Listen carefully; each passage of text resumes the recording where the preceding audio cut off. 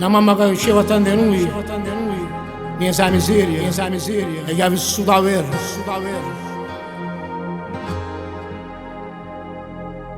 In quelle giornate di sacrificio, ma stava poco, faceva felice. Ma invece che tenemmo tante cose, e più tenemmo, e più ci lamentiamo. Recentemente stiamo cancellando, e non sappiamo più che viene a fare.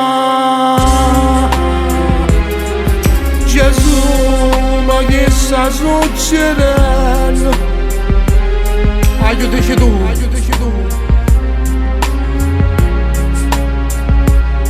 Le figlie faccire mamma, ma come si fa?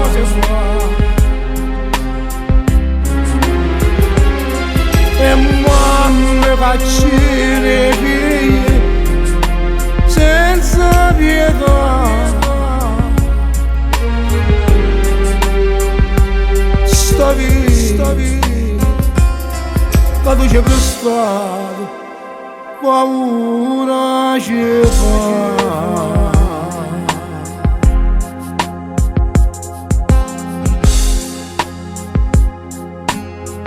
E chiese passa sempre più vacante, sempre più gente che non crede a niente. Se va a chiesa solo quando è festa, se prega solo è necessità. Gesù, ma che sta succedendo? Aiutaci tu.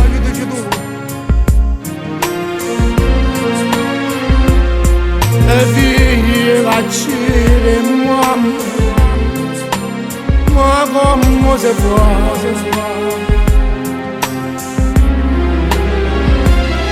E mamme faccine figlie senza pietà.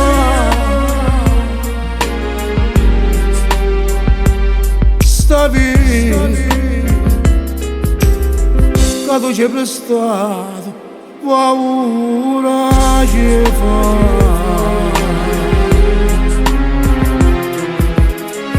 Gesù, ma che sta succedendo? Aiutaci tu.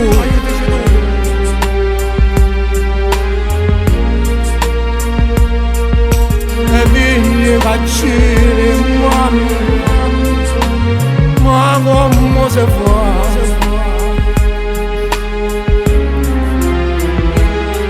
E mamme faccine figlie senza pietà.